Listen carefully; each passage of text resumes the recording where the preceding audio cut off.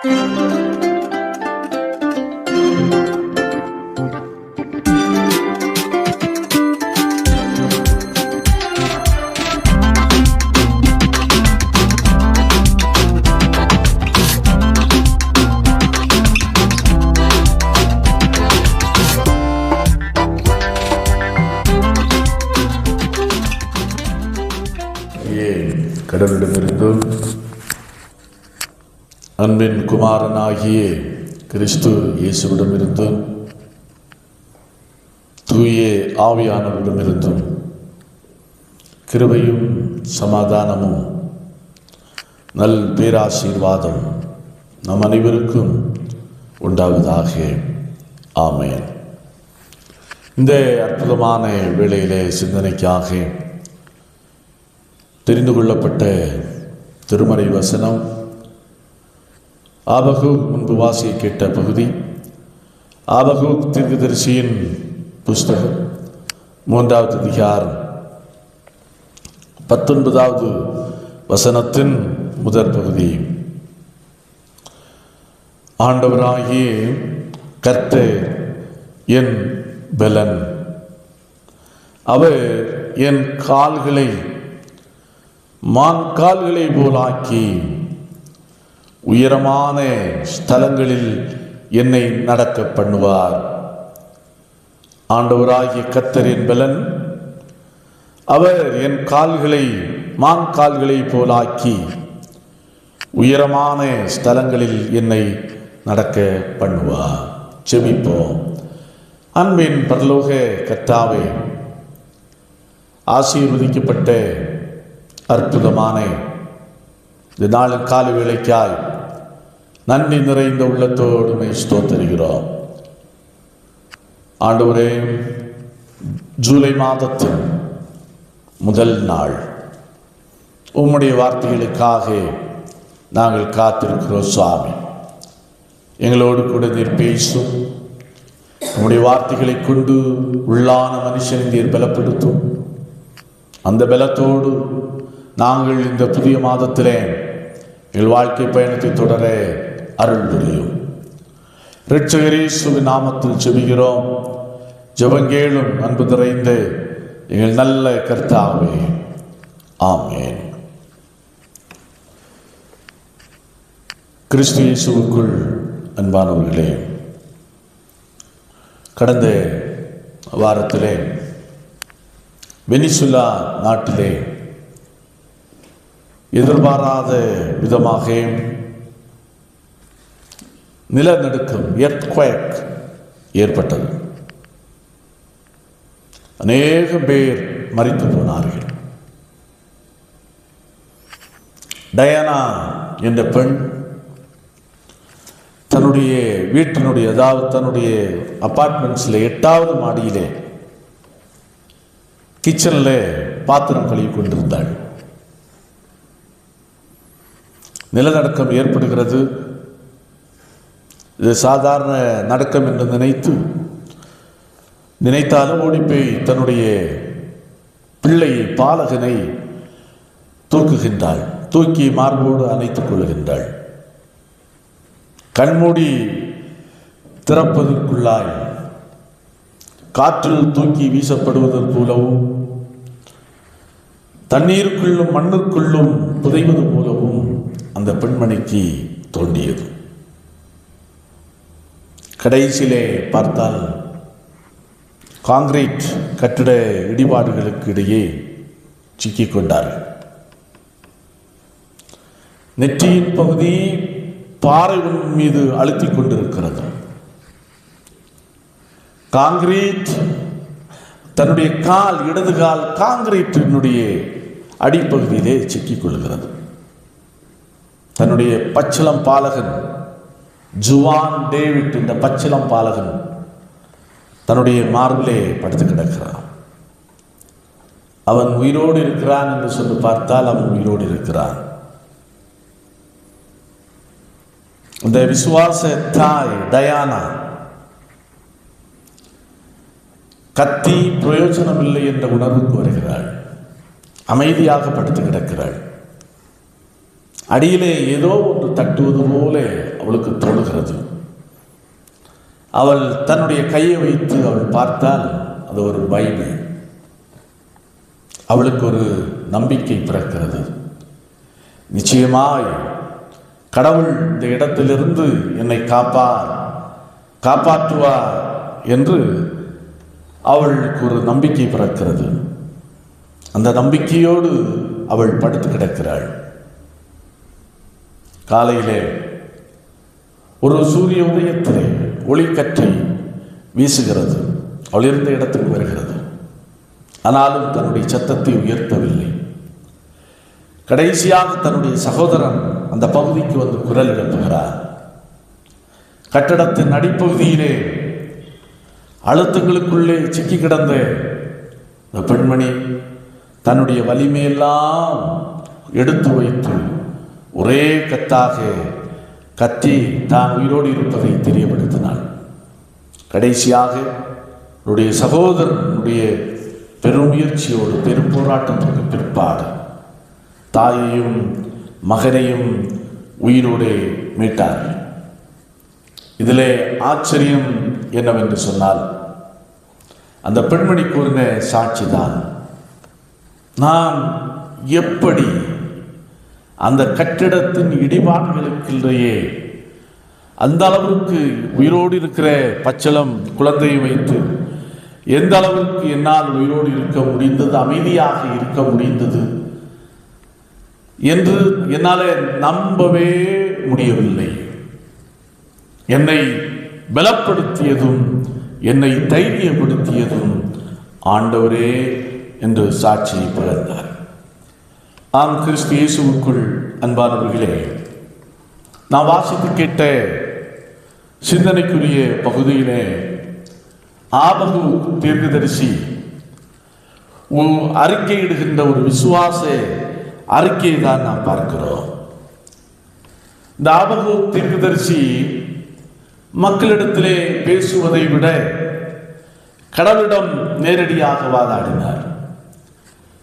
12 சிறிய தீர்க்கதரிசிகளில் ஒருவர் தான். ஆனால் அவருடைய சிறப்பு என்னவென்று சொன்னால், மக்களிடம் பேசுவதை விட கடவுளிடத்திலே நேராக பேசி வாதிட்டார்.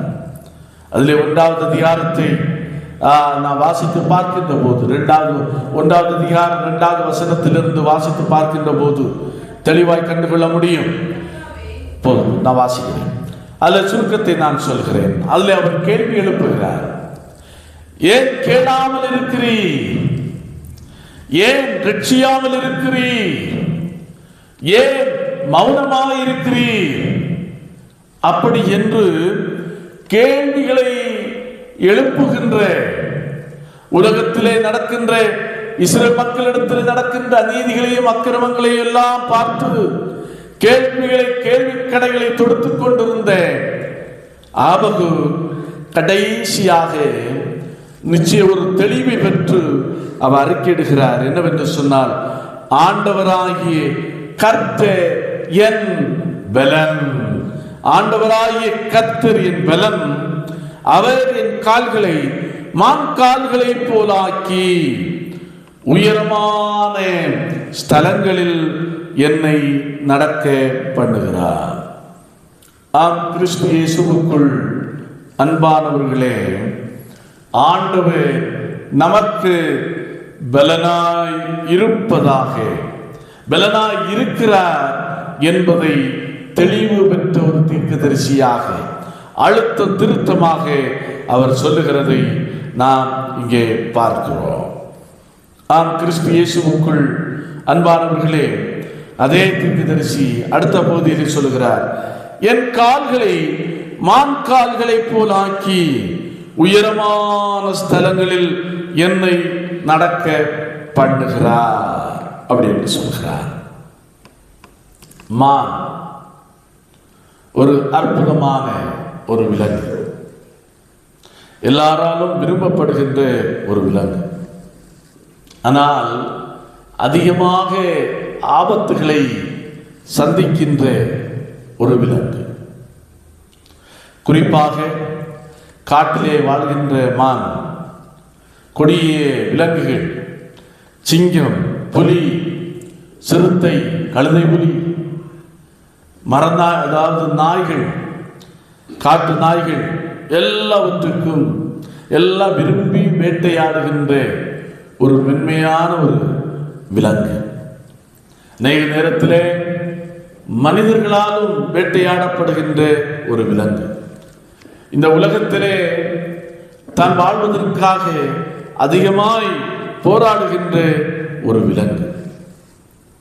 ஆனால் அப்பேற்பட்ட விலங்குக்கு ஆண்டவர் சிறப்பு கால்களை கொடுத்திருக்கிறார். எப்படி என்று சொன்னால், ரப்பர் போன்ற மீள்தன்மை கொண்ட கால்கள், மீள்தன்மை கொண்ட கால்கள். இந்த கால்களை கொண்டு அது கிட்டத்தட்ட கடினமான நிலப்பரப்புகளிலேயும் அதாவது 40 to 50 மைல் வேகத்திலே ஓடக்கூடிய வலிமை பெற்றது இந்த மான்களுடைய கால்கள். எப்பேற்பட்ட நிலப்பரப்பாக இருந்தாலும் சரி. அடுத்ததாக இந்த கால்களுக்கு, மான்களுடைய கால்களுக்கு இரட்டை குழம்பு இருக்கிறது. ஆகையினால் மான்கள் குறிப்பாக பனி, பாறை, சேர் போன்றவைகளிலேயும் சிலிப்பாகாமல், நழுவாமல், இடறி விழாமல், தவறி விழாமல் வேகமாக ஓடக்கூடிய வலிமையும் சிறப்பும் பெற்றது மான்களுடைய கால்கள். அப்போ தீர்க்கதரிசி சொல்லுகிறார், கடவுள் என் பலன் என்று சொல்லிவிட்டு நிற்கவில்லை. என்ன சொல்லுகிறார் என்று சொன்னால், அவர் என் கால்களை மான் கால்களை போலாக்கி என்னை எங்கே கொண்டு விடுவார்? உயரமான ஸ்தலங்களில் என்னை நடக்க பண்ணுவார்.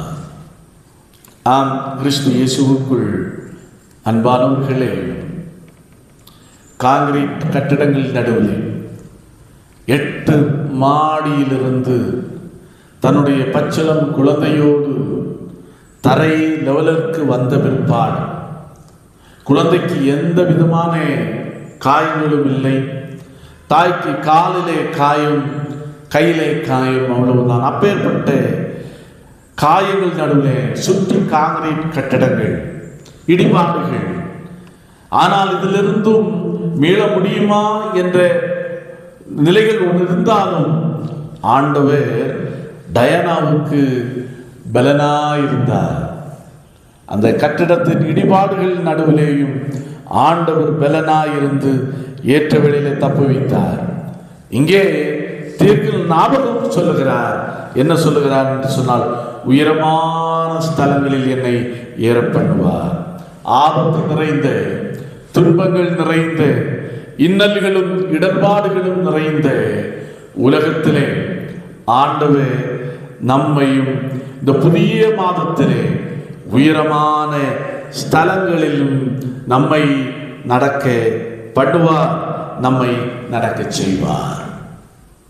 அப்படி என்று சொன்னால், கடவுள் நம்முடைய வாழ்க்கையில பலனாயிருக்க வேண்டும் என்று சொன்னால், கடவுள் நமக்கும் மான் கால்களை போல கால்களை தந்து நம்மையும் உயரமான ஸ்தலத்திலே நடக்க பண்ண வேண்டும் என்று சொன்னால், நாம் எப்படி இருக்க வேண்டும் என்று சொன்னால், ஒரே ஒரு கண்டிஷன் தான், நாம் ஃப்ராக்காக இருக்க வேண்டும். ஃப்ராக் அப்படி என்று சொன்னால், ஃப்ராக் என்ற வார்த்தைக்கு தமிழிலே தவளை அப்படி என்று அர்த்தம்.